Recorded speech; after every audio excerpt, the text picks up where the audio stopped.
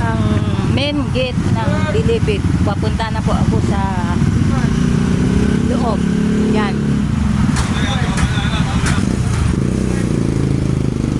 Init.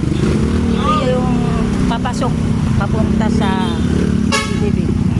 Yan.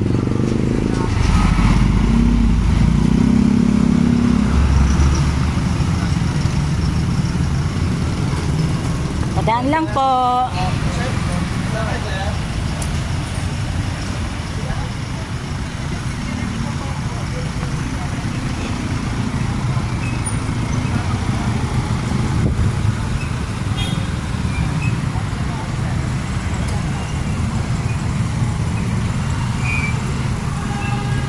Ang layo ng nilalakad.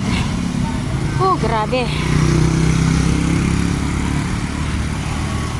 Ang hirap pala ng may kamag-anak na nakakulong.